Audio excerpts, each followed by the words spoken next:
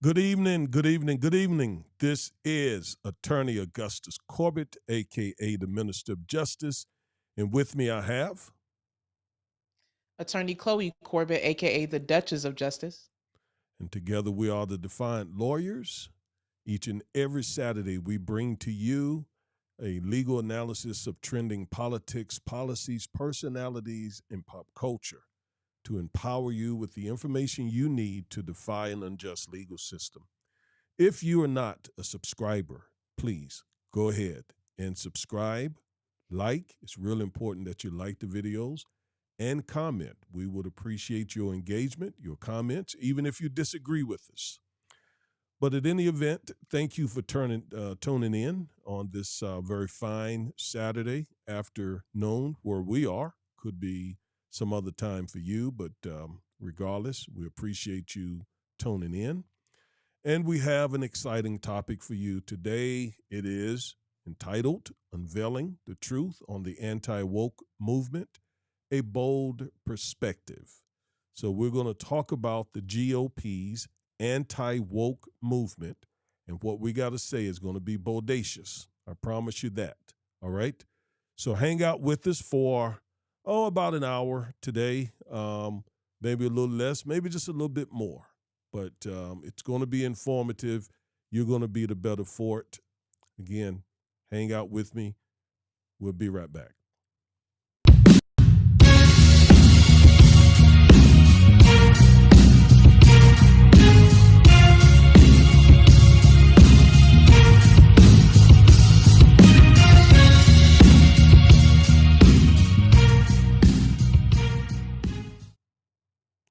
All right. Thank you. Thank you for staying with us. And today, as you see, I have my beautiful daughter with me today. She has been all over the place the past, month and a half, Chloe. I mean, Oh all my over gosh. the place. And so it's just so good to have you back. You're looking beautiful. And I know the audience is so glad to see you with me today. So, how's it going? It's good, Dad. I am so happy to be back. Man, it has been crazy. I've been moving. I'm finally settled in. As you all can see, or hopefully you all notice, I got a new camera. Well, it's old, but I'm using it now. A different camera, so I hope everything looks wonderful. But I am so happy, Dad, to be back here, to be back with the Defiant family, to be discussing these important topics with you, and I'm ready to get into it because there has been a lot that's been going on these past few weeks that I've been gone from the channel. And this topic today, I'm especially passionate and fired up about because just the way that our country is going in terms of this anti woke movement, it just gets me burning. So I'm ready to have a discussion about it for sure. Well, thank you. Once again, let me say how fabulous you look today and all dolled up for the audience and refreshed. Like you said, you had been moving, and we had your brother's wedding. And Yes. so, we've been kind of busy with personal things, but we are very dedicated and committed to the Defiant Lawyers YouTube channel. And we are committed to getting the word out of what's going on in our country. This anti woke movement that white conservatives, the GOP, white evangelicals have unleashed on our country is dangerous. It is dangerous. And we're going to unveil the truth about it today. We're going to give you some specifics. Um, Chloe and I somewhat debated about what to entitle today's show. I had come up with the title, The White Conservative Anti Woke War to Protect White America by Destroying Black America. That was the title that I came up with, but we did an AI, got some suggestions from AI, and this was the title that AI came up with, Unveiling the Truth on the Anti Woke Movement, a Bold Perspective. I thought that it didn't say it just the way I was feeling it. But Chloe convinced me that this title is, a little more nuanced, and as it says, we're going to share with you the bold perspective. So she often can influence me on things. Her and her mom. So we went with this title. So Chloe, why did this title? Let's start there. Why did this title mean? Why did it express better what we were trying to say today than the other title, in your opinion? I think it expresses one thing, which is we're going to reveal the truth to our audience, the truth of what white America is trying to do when they claim to be AKA anti woke. In my opinion, when they claim to be anti woke, what they're saying is we're really being anti black. And so I think that by putting that we're going to unveil the truth to the audience and to whoever listens and watches this, um, that will let them know that what we say today, the evidence that we give, the analysis that we give is going to give you the truth. So that's the first thing.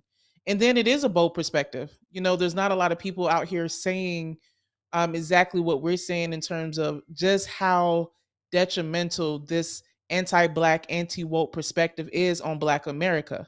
It's different. Is going against the grain. I've seen a lot of even Black Americans come out and say that they're tired of the quote unquote anti woke agenda. So this is bold. This is different. And that's why I feel like this title better encompasses the discussion that we're going to have today.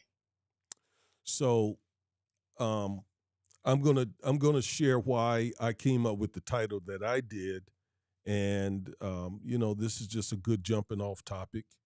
And before I do, let me acknowledge our dear sister, Sister Ave. She, Hello. yes, she says she agrees. It is really dangerous, and she says kind of made me chuckle. She said, "Yeah, Pastor, you are still radical, and you want to deliver it in a radical way." Yeah, that's true.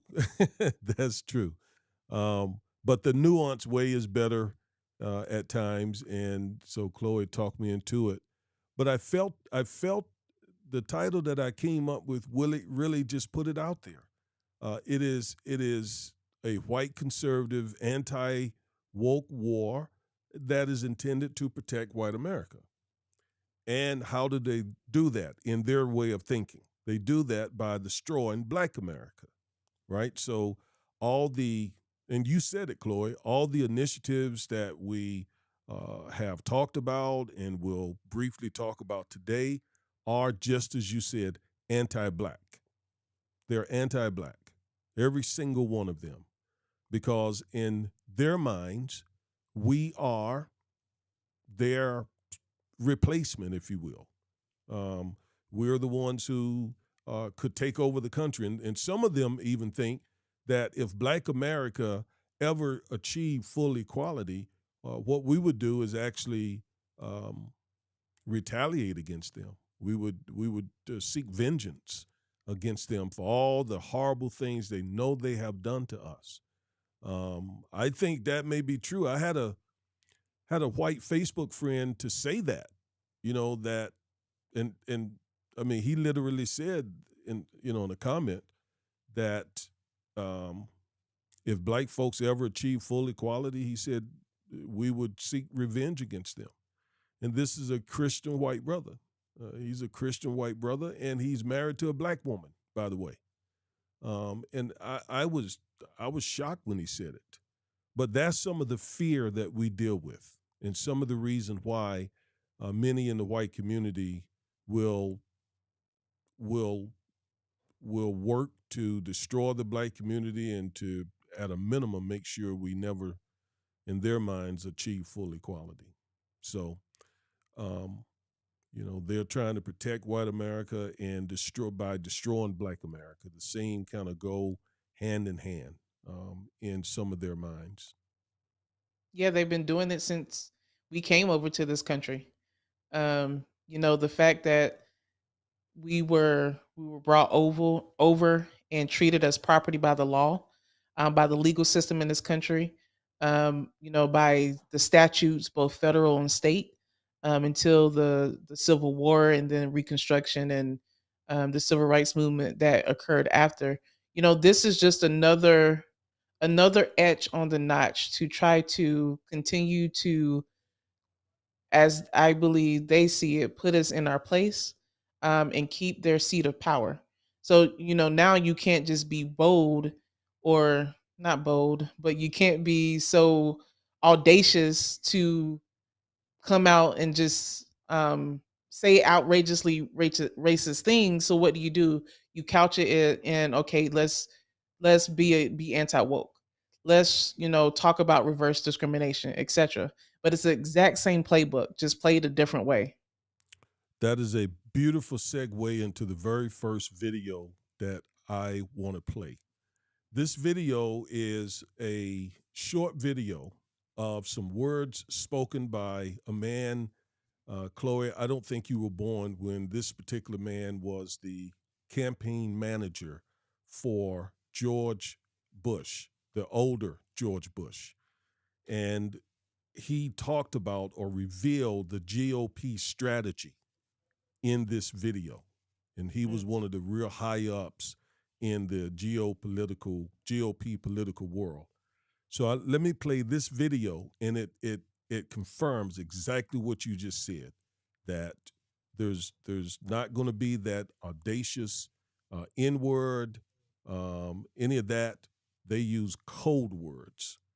Here, in his own words, he explains it.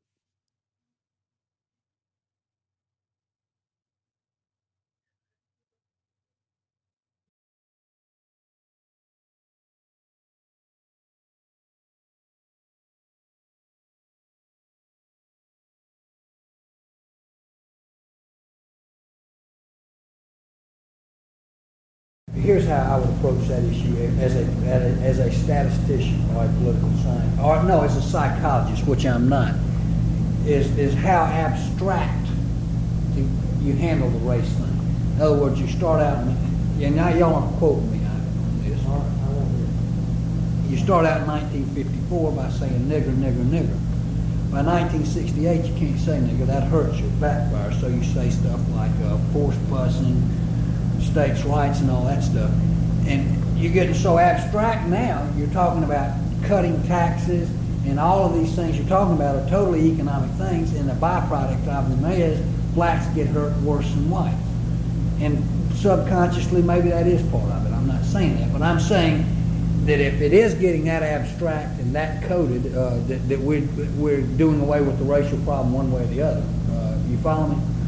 Because obviously sitting around saying we want to cut taxes, we want to cut this, and we want is much more abstract than even the busing thing, and a hell of a lot more abstract than nigger nigger, you know.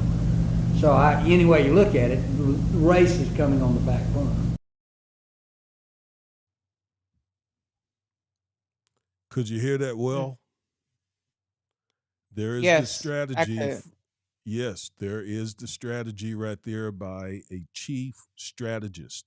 He's deceased now. He died, I think, of a brain cancer some years back, and he knew how evil it was, the things that he did politically, that before he died, he actually apologized. Okay, Lee Atwater from South Carolina. But let me just rehash what he said, Chloe. He said you got to be abstract. Back in the 50s, he said you could use the word nigger, nigger, nigger, nigger. But in 68, he said you couldn't use that word. So you got to be abstract. You got to use words like forced busing, cutting taxes, all economic types of things, but they're coded words that other whites understand. And today, those words have been updated even more, right? They're even more abstract. And there are words like thug, woke, critical race theory. Those are now the replacement words for nigger, nigger, nigger, but they send the same message to white conservatives, to white America. Everybody knows what is being said when you hear the word thug and when you hear the word woke, when you hear the word, um, what's another one? Um, urban. Urban, critical race theory, and there are others. You all in the audience suggest some of the others in your comments, but that's this is not some run of the mill dude here, Chloe. This guy was the campaign manager for George Bush. He infamously, let me put it that way, developed an ad. Back then, he was running against Michael Dukakis of Massachusetts, and Lee Atwater developed a very powerful political ad where he featured the face of a man named Willie Horton. Willie Horton had been in a Massachusetts prison. He was given furlough by Michael Dukakis, who was the Democrat nominee for that year. And Willie Horton was released by Michael Dukakis on furlough, and he went out and raped a white woman. And so they used the Willie Horton ad. It just basically plastered his black face all over TV and didn't use the word nigger nigger, but it was very clear that they were saying that Michael Dukakis would release these criminal niggers into our nation, and they would rape your women, rape your daughters, rape your wives. None of that was outright said because he just explained in that video they don't do that. They're much more abstract. That picture said it all. And needless to say, George Bush won that election with the majority of the white vote. Mm. And what's so infuriating about, them using the word woke and being anti woke? It's a word from us, and it's a word that we've described for people who have been conscious about racism in this country, about discrimination, who have spoken out against it, who have, made it their life's work to fight for justice and equality, all of the good things associated with what our ancestors and our forefathers fought for, to bring us into the 21st century and trying to get equality for us, and now it's been pervased. And that's what's very infuriating to me about it as well, taking our own words for people who care about other people, who are compassionate, who speak out against justice, and twisting it and using it for their own gain, and then using it to try to destroy us. That's what's so angering as well too. It is. And your mother in the comments suggested some other words um, like diversity, Yep. Yes. inclusion, Yes. Thank you, Ma. Yes. equity, right? Mhm. And like I said earlier, CRT, those are the new N words. Yes. And you're absolutely right, too. We see another thing that they do. Even the words that we have developed to empower ourselves and to communicate amongst ourselves that we need to be cognizant of white supremacy and we need to have a response for it, CRT. They took both of those words and said, hey, we're going to basically make those words bombs when to white America. When white America hear those words, bombs are going to be released in their minds.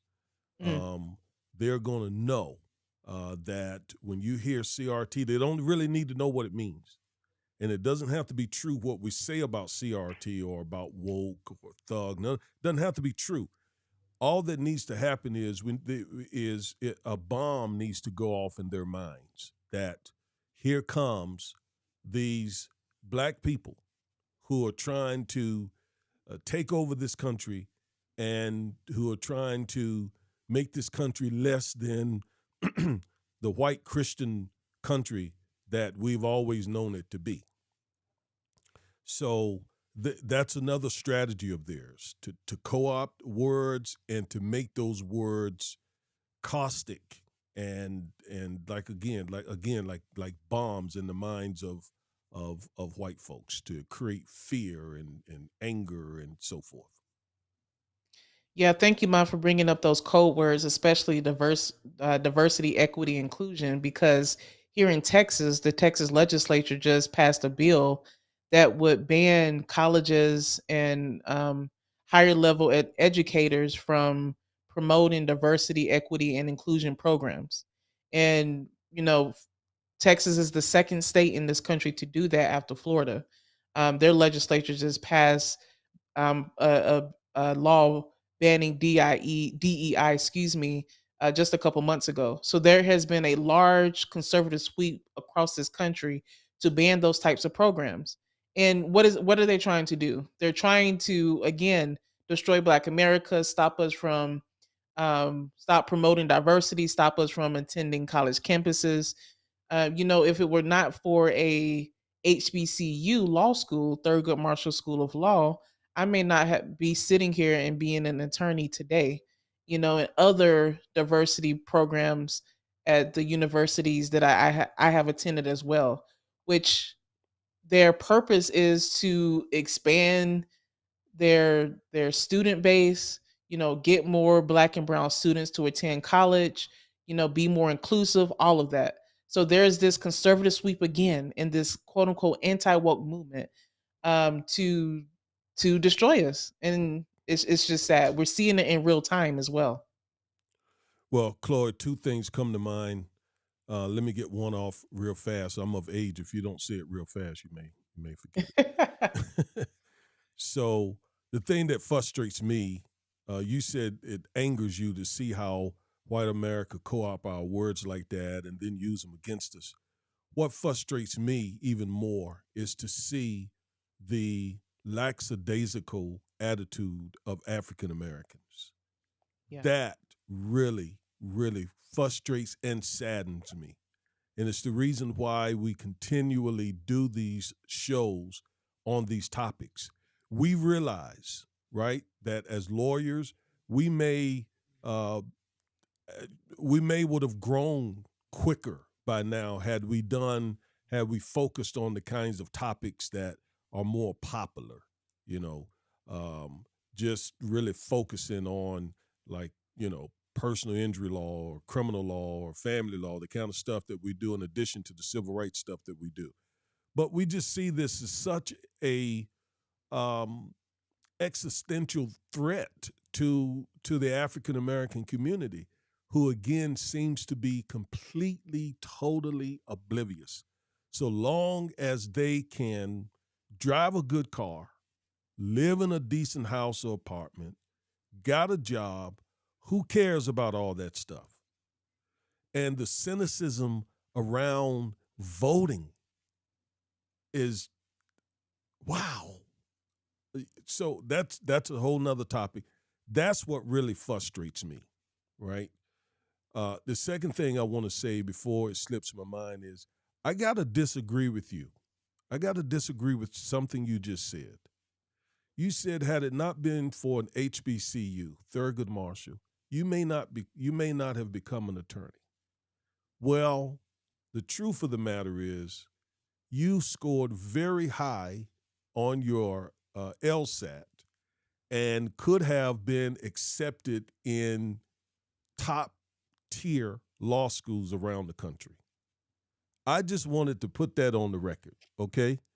Let me just say that, right? Your LSAT score was in the 150s, okay? That qualified you to go to almost any law school you applied to, but you chose to go to an HBCU for that experience. And and also, let me say that you graduated from college with a good grade point average, and you graduated from high school in the top 3-4% of your graduating class. So I just want to say that. It's not that, don't misunderstand me, because I went to two HBCUs. I went to North Carolina Central School of Law, shout out to the Eagles. I went to North Carolina A&T State University, shout out to my Aggie family. Ooh, I love my Aggie family. I love my Aggie family. Aggie born, Aggie bred, and when I die, I'll be Aggie dead. Love my Aggie family. So it's not a knock on an HBCU to say, hey, you could have went somewhere else, but you could have, but It, you chose and you wanted that black experience. yeah, that's right. It was a decision. I consciously made that decision to apply to a HBCU. It was between Thurgood, or I was also going to apply to Howard Law. I knew that I wanted to go to HBCU for years and years, um, and to get that experience because I went to a PWI for my undergraduate degrees, two different PWI undergrad. So I wanted to get that black experience to be around other black PWI, students. PWI is Oh, that PWI are predominantly white? predominantly white institutions. Okay. Yeah. So yes, it was a conscious choice. And um I'm glad that I made it. I'm glad that I made it. I love Thurgood and just the mindset that it taught us as well. It definitely put a fire in my belly as well for civil rights issues, for justice issues, and to be the best litigator I can be because we know stepping out as black lawyers, as a black female lawyer, that the majority are going to look at us differently and expect us to not be prepared, expect us to not know the law, expect us to act a certain way. So because I know that the perception that is on me as a black female attorney, Thurgood was definitely one of the experiences that I had to be excellent and to be good. Um, so that's what some of these DEI, diversity, equity, inclusion programs do to instill that sense of pride in minority students. So the fact that there's a national sweep to eat away at it, again, is it is another attempt to destroy Black America for sure. I thought I would never see the day actually where it's unpopular for a school to not seek diversity. Right. Let's just break it down. DEI. I mean, just think about it. Folks are so bold with this racism and white supremacy that they're not ashamed of saying, no, we don't consider diversity. Um, we want an all white school. Now, what they'll say is, no, no, we're not trying to exclude anybody. What we're saying is it should be based on meritocracy. That's what they'll say. Mm. Whoever can earn their way here. There shouldn't be some diversity program to allow folks in just because they are of a particular ethnicity or what have you. Well, by the way, they don't say anything about those folks who get admitted because of legacy, right? Because mom or dad went to that school. There's no sustained effort to keep those folks out. They get in and they're not as qualified as some of the others. But I'll digress on that for right now. Diversity was the whole reason why the U.S. Supreme Court allowed affirmative action to be used in college admissions in the very first place in a case called I think the Regents of California versus Bakke. I could have the name botched up a little bit, but it's an old case. Goes back about 50 years where the court said, no, it's all right to consider diversity for a college to consider diversity in its admission policies. That policy was challenged in several cases out of Michigan, where one case had to do with the Michigan Law School, I think the University of Michigan School of Law, and another one had to do with the University of Michigan undergrad. The court struck down the law school diversity admission program, but it let stay in place the University of Michigan diversity policy. And once again, the court just reaffirmed that it's a better learning experience for everybody to have a diverse college experience, so long as race is not the deciding factor or the only factor, so long as it's one of the factors. So the court allowed that to stand. It's been challenged since then. It was challenged with a University of Texas at Austin case. Um, the same arguments were made. And that's something about our enemies, Chloe. They are persistent. They don't stop. They play the long game. They keep going for it and going for it and going for it and going for it. And so what they said essentially is, okay, we lost and we have continued to lose this affirmative action thing. So let's change our strategy and let's focus on packing the court with conservatives. So now they've done that. So that brings us to what we want to talk about for the next few minutes, and that is how this anti-woke movement has made its way to the United States Supreme Court and now basically controls and dominates the court, because there are 6 conservative, anti-woke justices on that court, including one black, Clarence Thomas. And in the next week or so, maybe this coming up week, they will completely, totally gut affirmative action. There are 2 affirmative action cases, Chloe.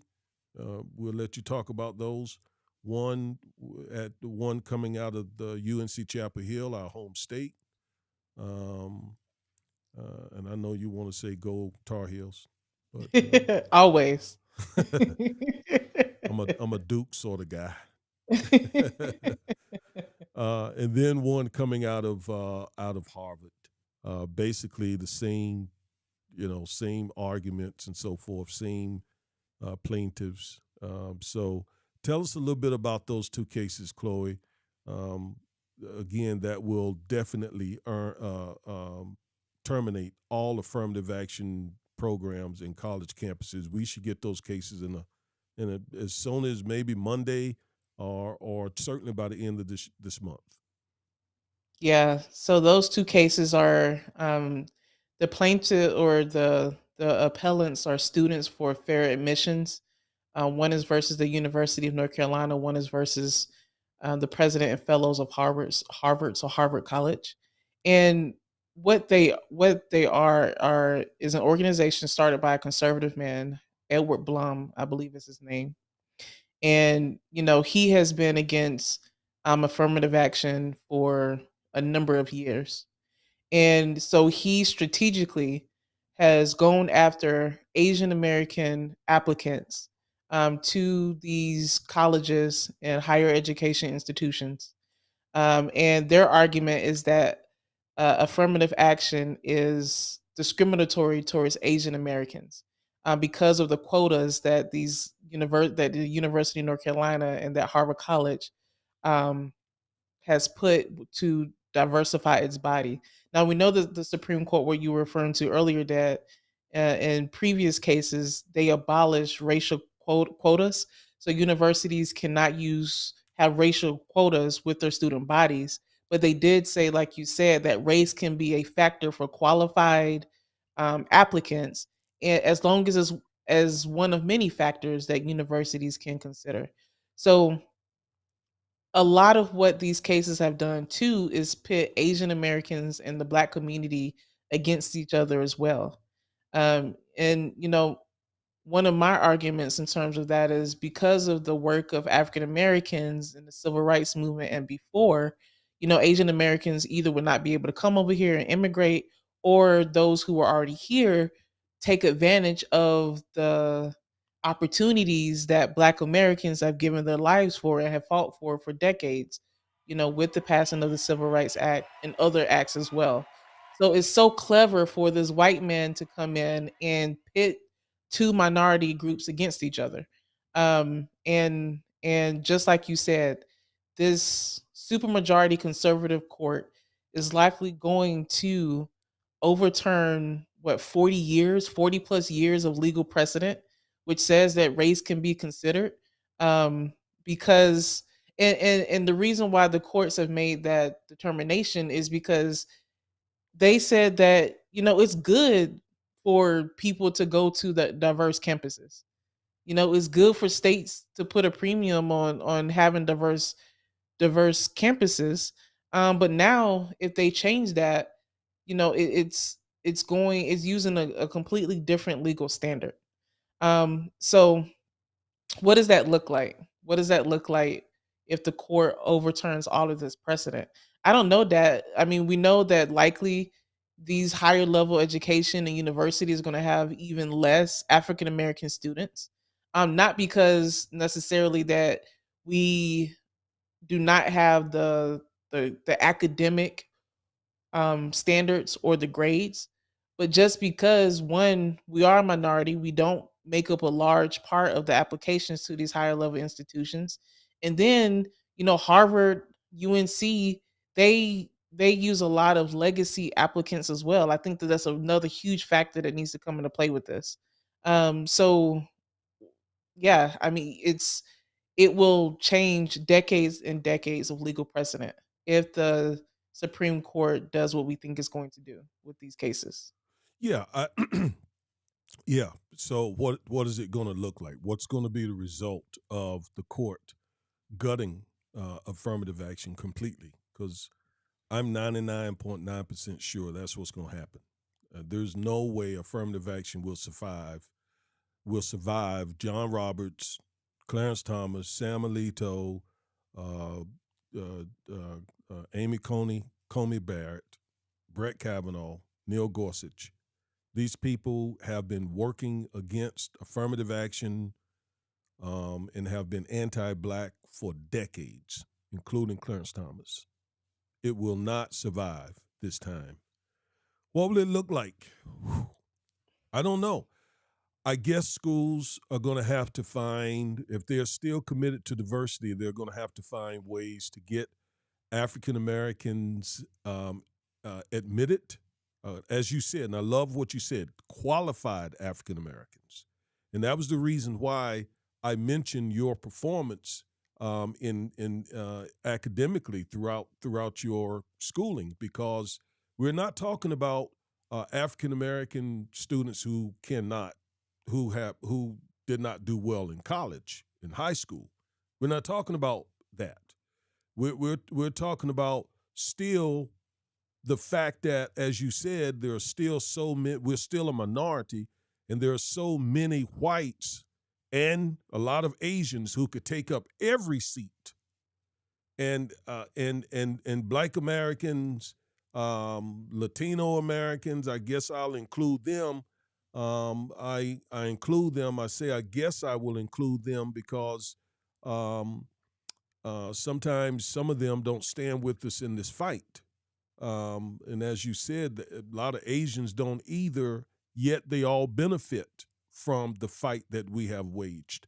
So I will include them, um, but I hope that they will take a stronger stand on these kinds of issues. And um, you have a colleague, Chloe, who is plugged into one of the Mexican American organizations. What is the name of that organization? The Mexican American Bar Association. Okay. And it's pretty active in the social justice area, right? Hmm. Yes. All right. So, um, yeah, so we have been fighting that fight. I would love to see more of them get involved, but there are many. The majority of the country are white. Small, the Latinos is the next largest minority group. Then you got Asians. So whites make up such a large majority that you could see a college campus, if a school's not really committed to diversity, you could see a college campus where there are no blacks, and especially underprivileged blacks who went to school in rural areas like I did, who grew up poor like I did, whose parents were not able to pay for tutors, who could not afford to take classes to prepare for the SAT or the ACT. um, who had to come home and oftentimes instead of doing homework, come home and work, get in the fields or, work a job to help put food on the table. And Mhm. that's my issue with this whole meritocracy argument. It's easy to say everybody should be looked upon based on merit. If everyone came from the same types of families that are wealthy or at least middle class, we know that the average white family has almost $200,000 in wealth, and the average black family has about $25,000 in wealth. So go away with this meritocracy argument until we have dealt with the structural inequities that are in the American society, the American culture, because those inequities prevent us oftentimes from being able to perform as well as the Asians and the whites in this country. I love what Jesse Jackson said. He said, when you give us a fair chance and a level playing field, we will outperform anybody. But you need to give us a fair opportunity and a level playing field. And then we'll show you what we can do. But don't, it's unfair, as Dr. King said, to say to a bootless man to pull yourself up by your bootstraps when when the country has worked so hard to not only keep us from having bootstraps, but to keep us from having the boots themselves. Mm. So what it's going to look like, I don't know. It depends on the schools. The schools are going to have to look at other ways to try and get underprivileged African American students on their college campuses without looking at race. Maybe they can look more at class, right? Look more at economics. Um, Look more at school districts that are served by underprivileged communities. Like do heavy recruiting, for example, in a place like South Dallas, right? So there are still ways to identify those qualified students, those African American, Latino students who can do well, but are from those underprivileged communities. If the Supreme once the Supreme Court overturns affirmative action, I don't want to hear no more about, oh, you just got here because you're black, or you know you shouldn't be here, you're not qualified. I don't want to hear any of that. We Did know did that's you not the case now. did you hear that when you were in college? Did some of your white classmates say that? No one ever told me that personally, um but it was but sometimes it wasn't spoken. I will say sometimes it wasn't spoken. um just in the things that were said, just in conversations I had with other students. I know that some of them believed that. None of them told me personally. We would have had a strong conversation about that. But Yeah, I definitely. because you graduated in the top 3-4% of your class. You were Exactly. automatically admitted. You were automatically admitted in any school in Texas. Yep. Had nothing to do with your Yes. race. Exactly.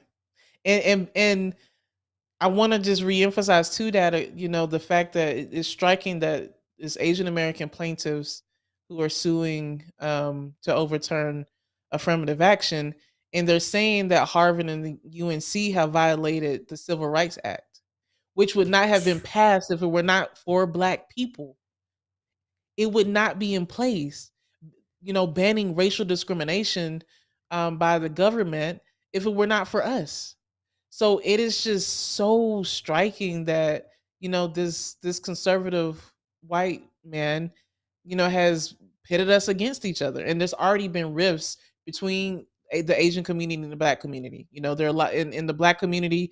You have Asian owned liquor stores, clothing stores, beauty supply stores, nail shops.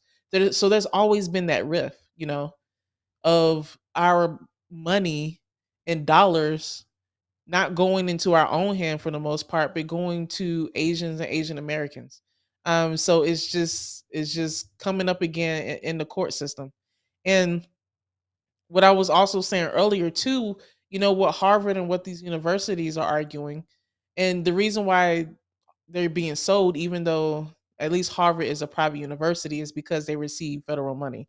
So because they receive federal money, they're then subject to the Civil Rights Act, which bans racial discrimination.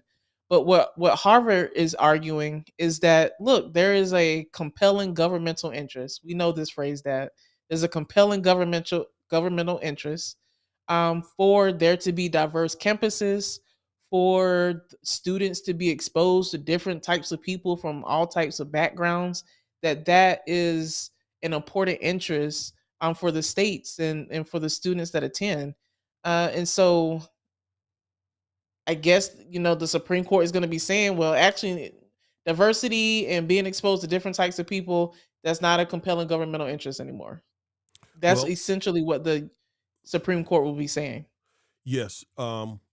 Yeah. So what you just referred to is called strict scrutiny, right? It Yeah. is it is a legal term, and basically what it means is if a state or state agency, which a university would be, um, not so much so if it's a private university, but if there are any ties with the state at all, then it's bound, as you said, is prohibited by the 14th Amendment from not treating folks equally under the law. And if they did discriminate against one group or another, then they would have to show that there is, as you said, a compelling governmental state interest and that it was narrowly tailored, um, as well. So, yes, they're saying, as you said, Chloe, that diversity is that compelling state interest. But I think this court is going to say, not anymore, Mm, as a part of this anti woke movement, yep. right? As it's this anti woke war that's being waged against Black America. And why are they so against us? I mean, why? What have we done to you people? Nothing. We've done nothing to you. Why are you so therefore fearful of us? I mean, you just have spent 400 years doing everything you can, white America, to destroy Black people. But I'm encouraged because as the children of Israel were enslaved by the Egyptians, the Bible says the more the Egyptians oppressed them, the more they grew, the more they developed, the more they flourished, the more they thrived. And Yeah. you will never destroy us.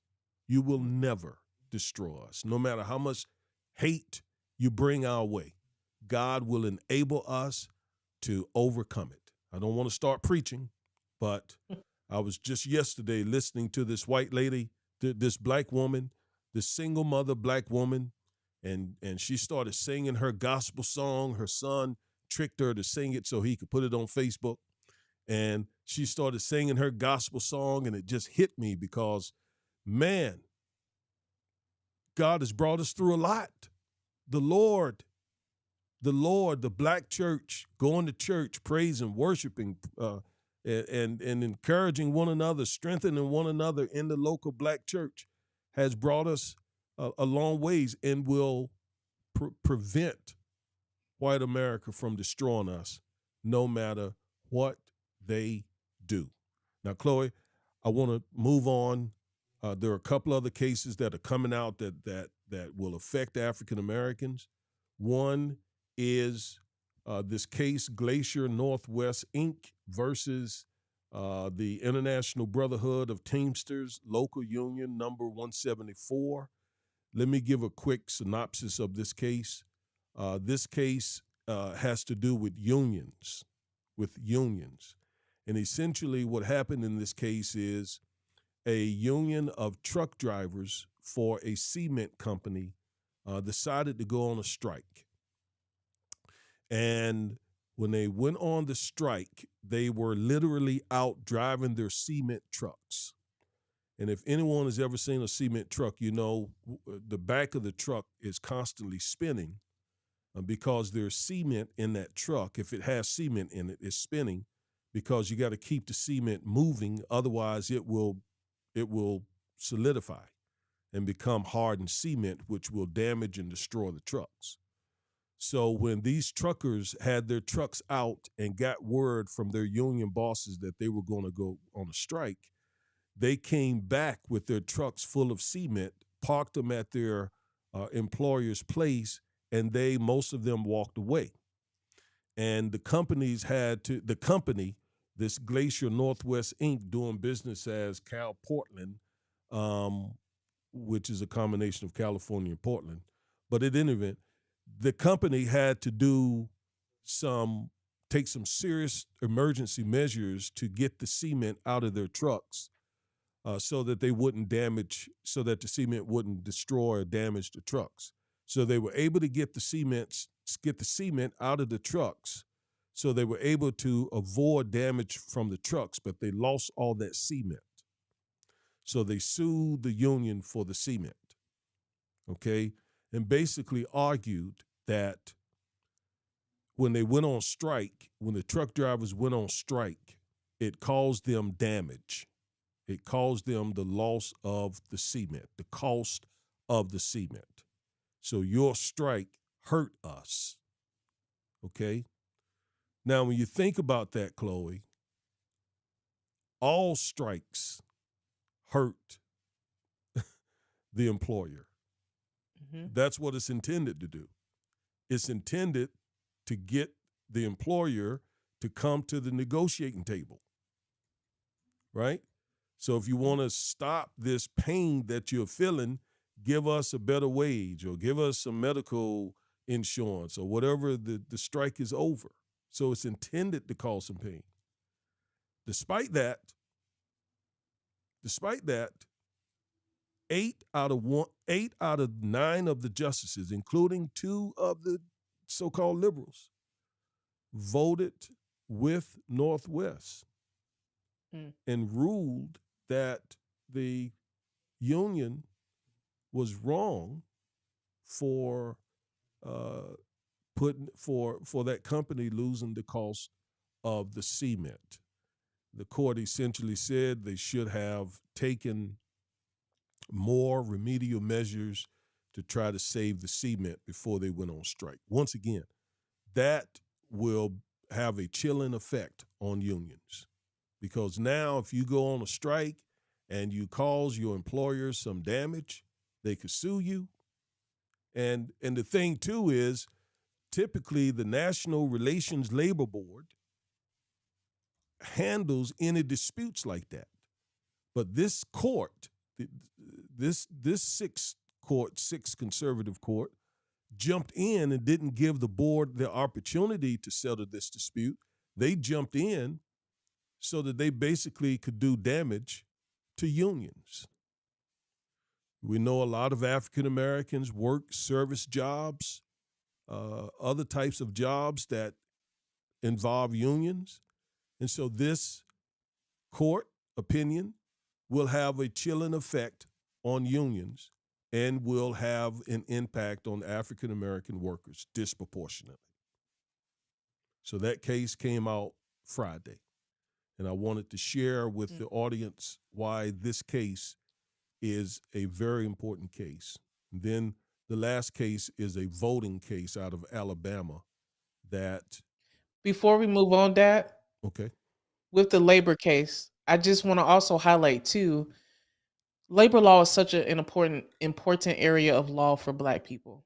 And that's because one, we came to this country and we worked for unpaid labor, that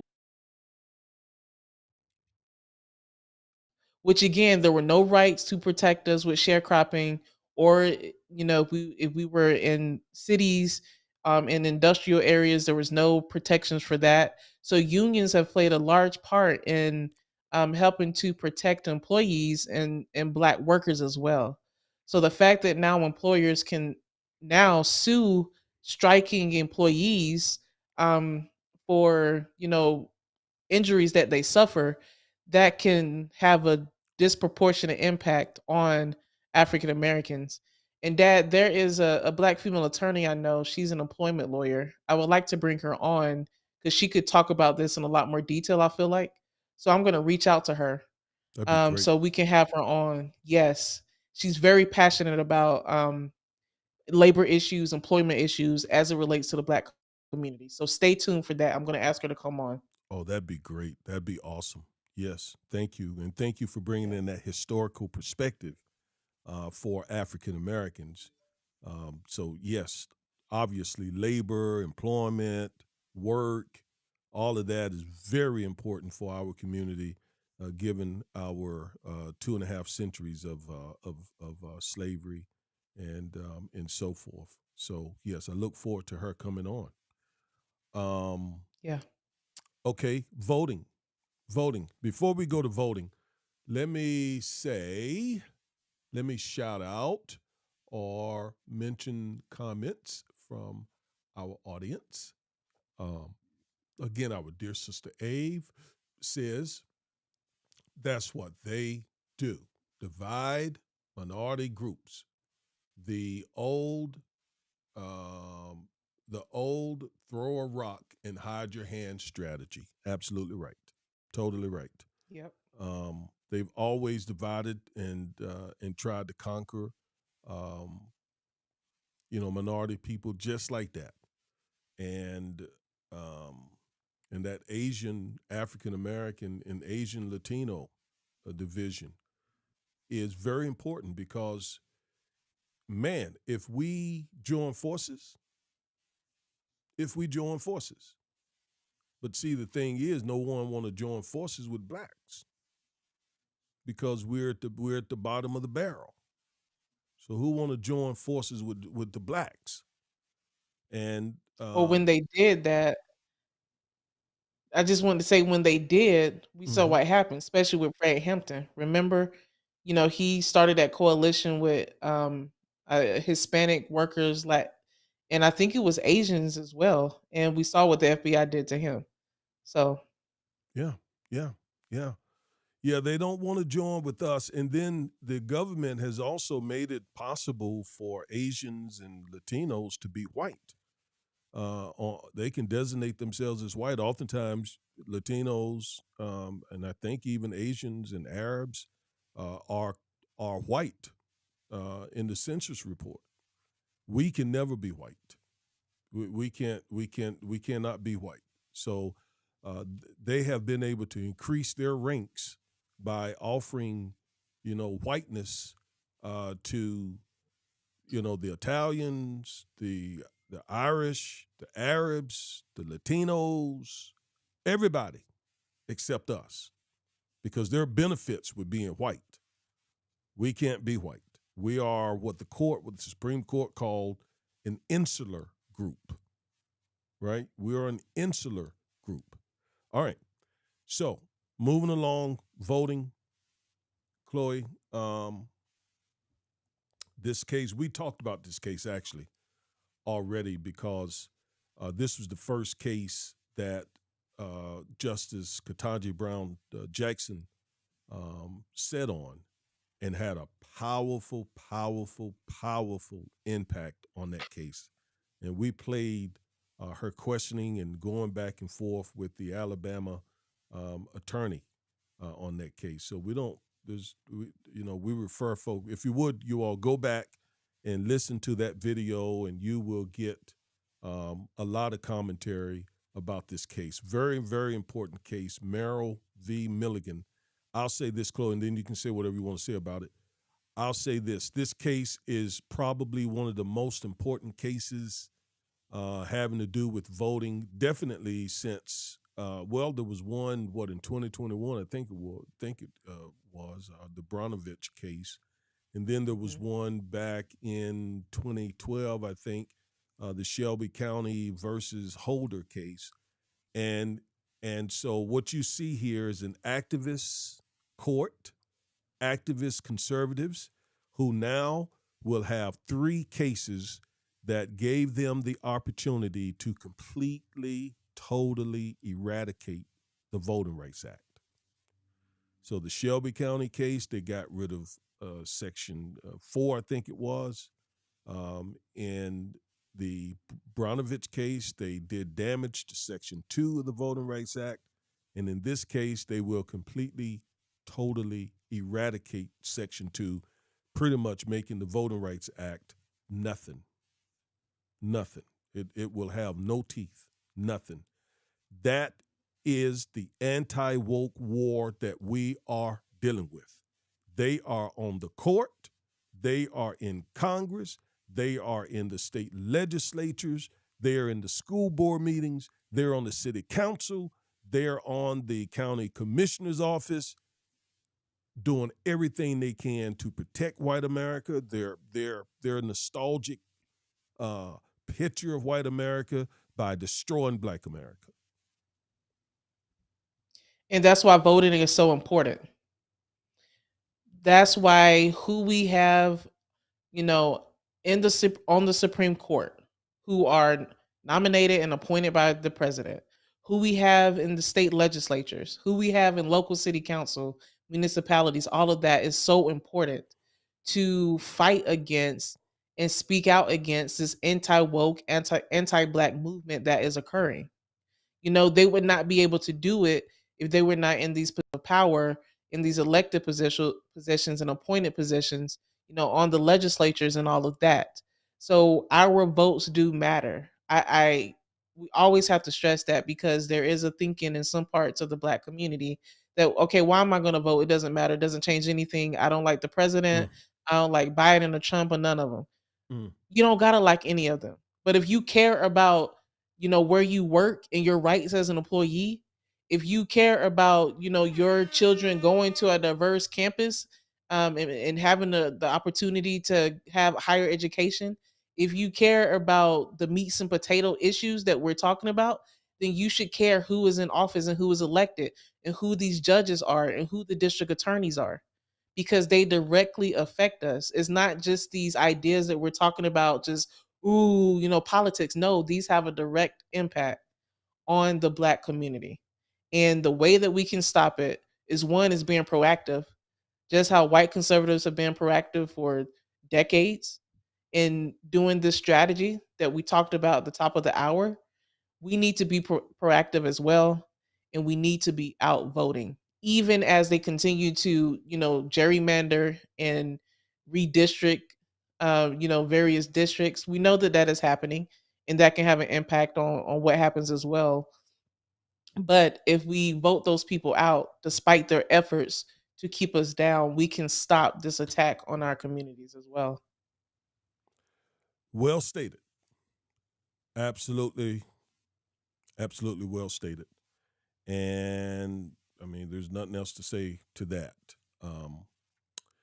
Let's move now to how this anti-woke movement is playing out in Congress. Congress. Well, the anti-woke folks, the MAGA folks, the GOP we've talked about many times, are in strong opposition to police reform. And by the way, this includes Tim Scott. Everything that we're talking about right now, Tim Scott, the African-American senator from South Carolina, is strongly in support of every anti-black legislative effort and initiative that we're discussing right now. He is definitely in support of ending affirmative action. He's definitely in support of racial gerrymandering that benefits conservatives. He basically was the front man on police reform for the GOP, and is the reason why it didn't pass. He's against voting reform.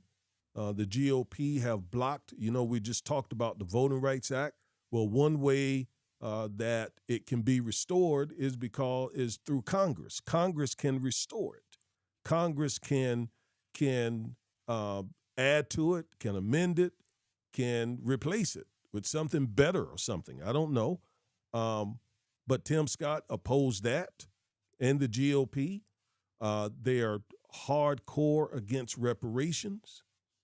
And Chloe, something that you've talked about yourself on our show, something as simple as the Crown Act.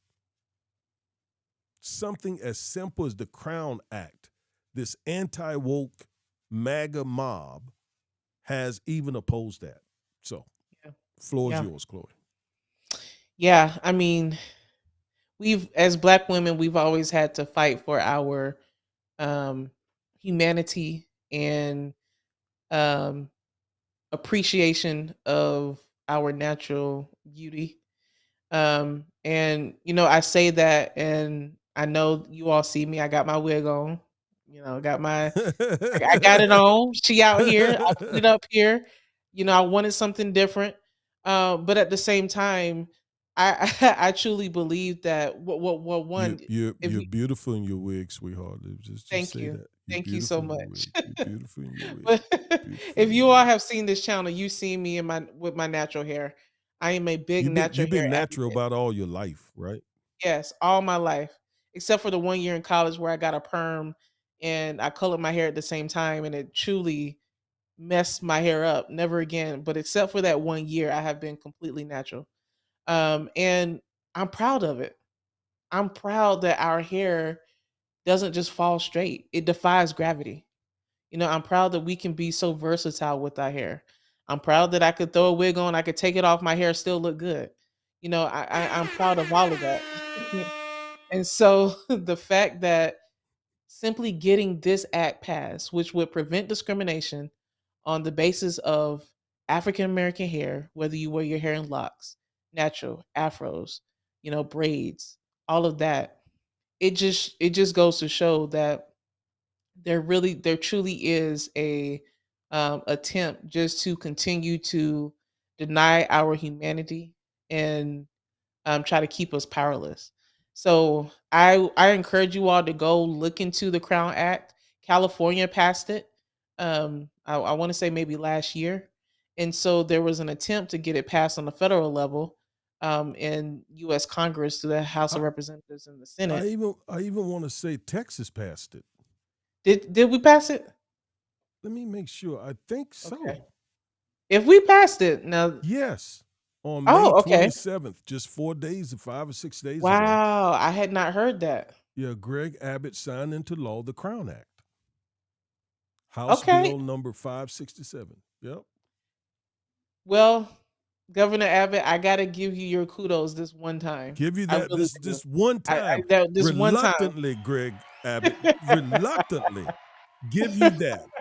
We And give you your kudos. yeah, just on Yeah, this. yeah. Wow, I did not know it had passed. So yes, now we needed to get to on the federal level so that it can impact, black people in all 50 states. So yeah, that, just there's an attack through the judiciary as well as through the legislative branch as well. And let me just say as we go to the next section here that this is very important, this Crown Act, because African American women have been harassed and men have been harassed Yeah. about wearing their hair in the natural state, right? Certain jobs they couldn't get, certain professions it wouldn't fare well, certain careers. Um, like there's this one young African American woman on WFAA, I believe it is, here in the Dallas area. She wears her hair natural, and she had to fight. She was one of the spokespersons in front of the Texas legislature in support of the Crown Act. I can't think of her name right now. I think it's something Parker. Sister, I'm sorry that I forgot your name. But thank you for the work you did getting it passed, helping getting it passed. And black guys deal with that too. I remember in college, I was told, if you're going to interview for a job, you can't wear a beard. You got to keep your hair closely cut. You can't have an afro, in other words. Um, and I would think, why not? I mean, why can't I wear my hair the way I want to wear my hair? Why did why do I have to wear my hair, or black women have to wear our hair that's in a way consistent with white people? That's not our natural hair. My hair is kinky, nappy. It's tightly curled, and I came out the womb like that. Why can't I just be me? Why are you attacking me? Just me, who I am, who God made me. So it's a pretty big deal. It's not just about hair. It's about our dignity, right? Yeah. Yes. I Yeah. mean, yeah. It, just what you just said. It's about our dignity. I think it goes to the heart of it. That's why we focus so much, on our hair and our hairstyles, and it goes back to Africa. Even before we got to this country, Africans cared about their hair, and the natural ways that they wore their hair and their hairstyles was a part of their culture all across the motherland and the African continent. Excuse me. So I encourage everyone to look it up and put pressure on your local legislatures so that this can pass in U.S. Congress too. What I just read is 26 states, I think, have passed it at this time. Um, Good, good, Now, this is a beautiful segue into another video, a beautiful segue into another video, which has to do with Juneteenth, which is coming up in about 2 weeks. Um, and this is just a raw example of anti woke foolishness. All right. Listen to this video. Watch this video.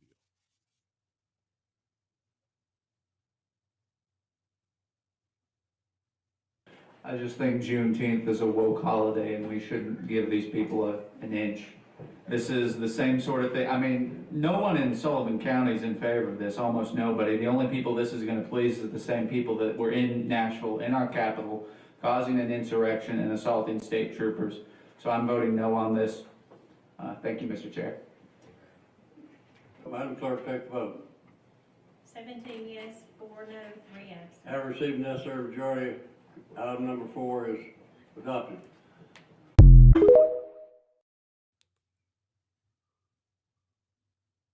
That idiot. I didn't hear that, Dad. Oh, y'all didn't hear that? Please tell me if you all heard that or not. Please let me know if you all heard that. It is important that you hear that. Yeah. Did you all hear that video? Let me know, please, fast, so I can replay it. Let me just replay it. What about that? Okay, your mom says she heard it, Chloe. Okay. So I don't know. Basically, the guy that you saw talking. Okay, Sister Abe said it wasn't really clear. All right, so let me narrate. That idiot said that he was in opposition to the Juneteenth, some sort of resolution or something that city was or county was trying to do. I think the same county maybe that Memphis is in, Memphis, Tennessee, I think. Don't quote me on that. But he said that he was opposed to Juneteenth because it was another woke holiday. Mm. And he said, we can't give these people an inch. These people. We can't give these people an inch. So I'm opposed to Juneteenth because it's just another old woke holiday. That's what that idiot said.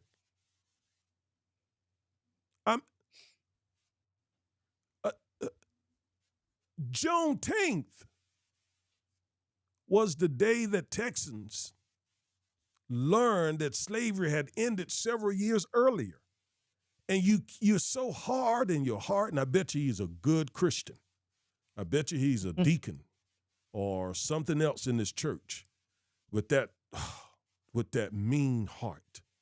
Oh, that's another thing. That's a whole nother discussion, Chloe, how Many of these anti-woke people are good Christian people.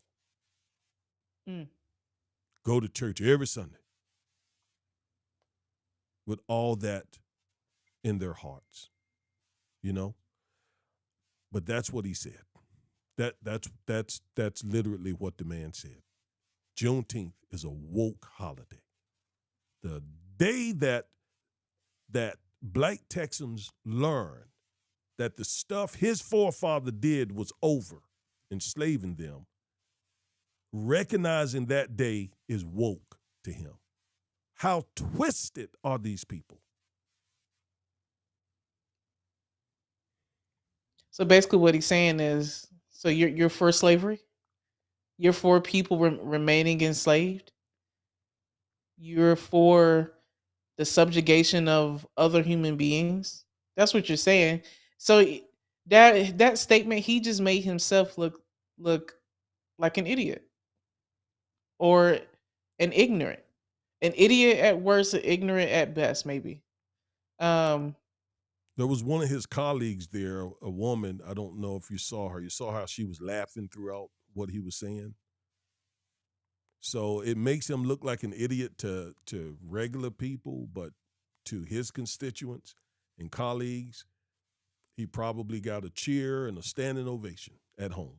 Fight them. You tell them. Stick it to them. yeah. That's what Yep. we've dealt with for these 400 years. Now, as we come to a close,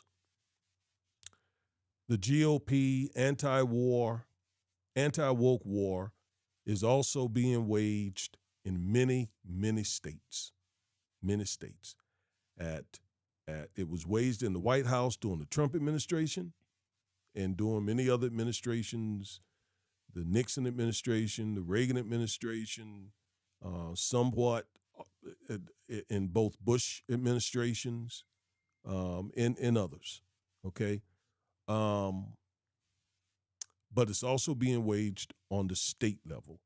There's a war on voting in these states. We know Georgia passed very restrictive voter laws. Texas did the same. North Carolina did the same. Florida did the same. And many other states that don't get the attention. A war on voting, a war on critical race theory.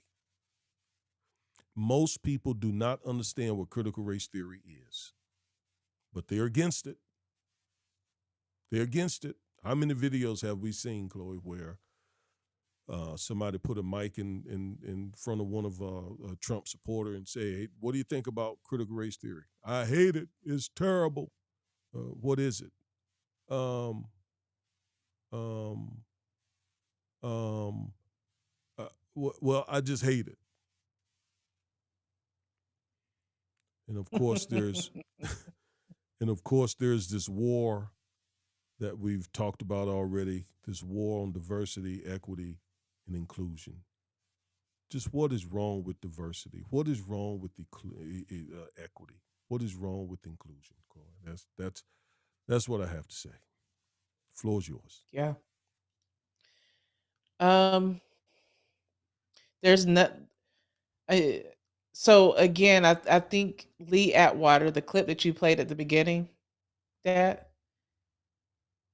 says it all. They are using diversity, equity, inclusion, and other code words, these abstracts, really as a dog whistle to speak to races. Because any reasonable person, thinking person, would know that diversity, equity, inclusion is important to a society like America. There's no other society in this world like America, you know, where the bases of this country were Native Americans. You didn't had European colonizers come over. African Americans, we've been here since the beginning of this country. And then other groups started to come as well.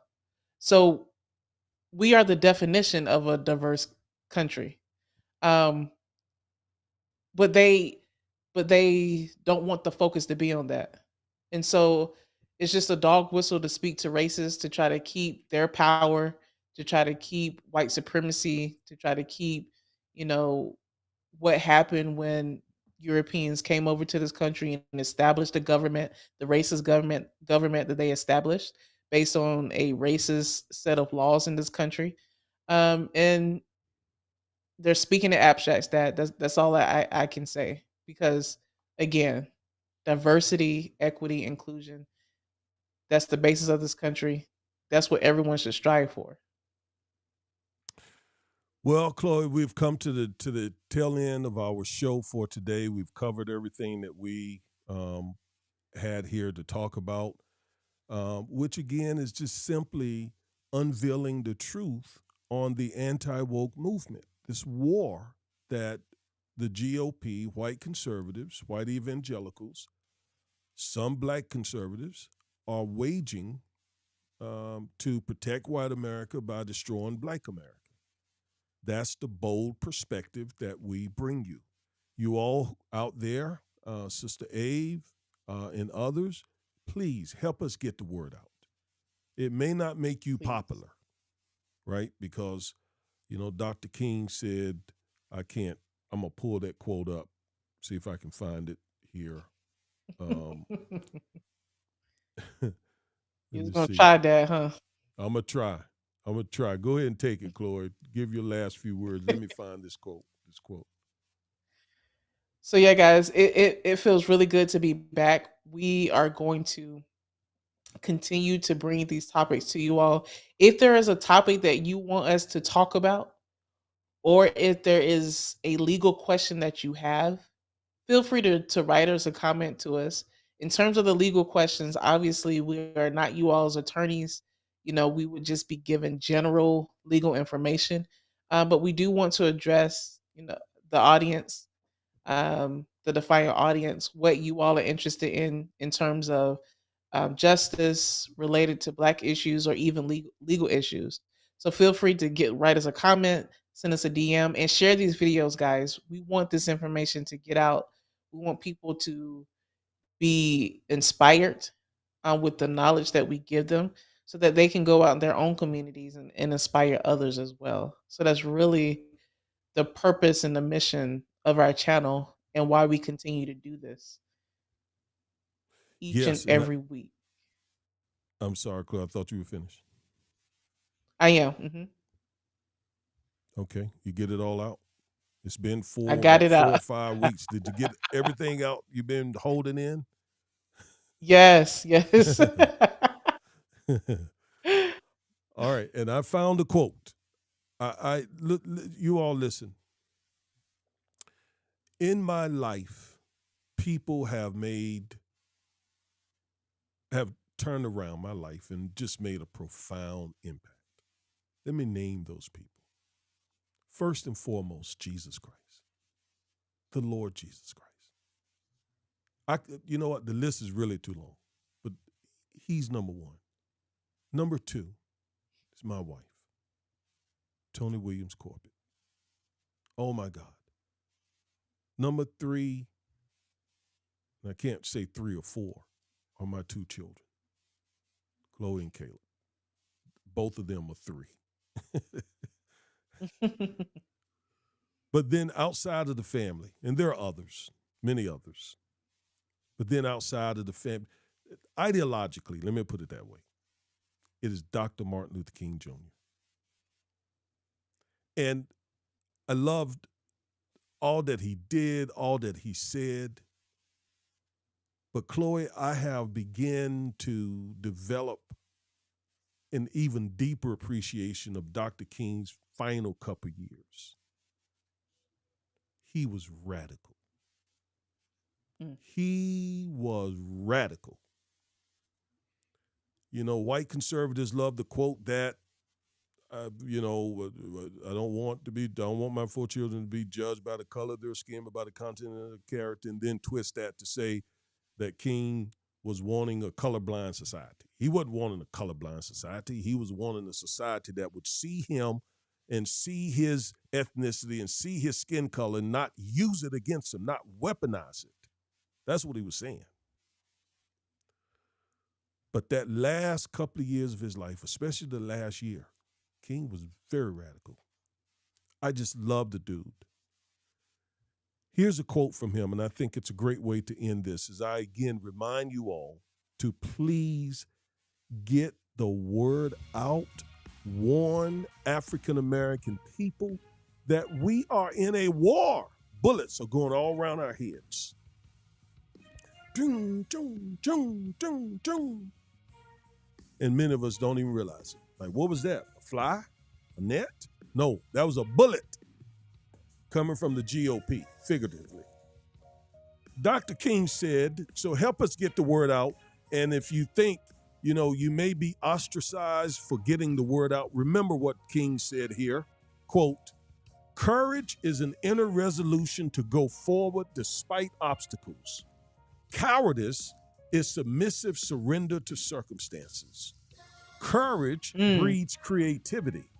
Cowardice represses fear and is mastered by it. Cowardice asks the question, is it safe? Expediency asks the question, is it politic? Vanity asks the question, is it popular? But conscience asks the question, is it right? And there comes a time when we must take a position that is neither safe, nor politic, nor popular, but one must take it because it is right. That was the word of the Reverend Dr. Martin Luther King Jr. And there isn't a better way to end this show. So we're going to end it right there. Thank you all for being a part of today's show.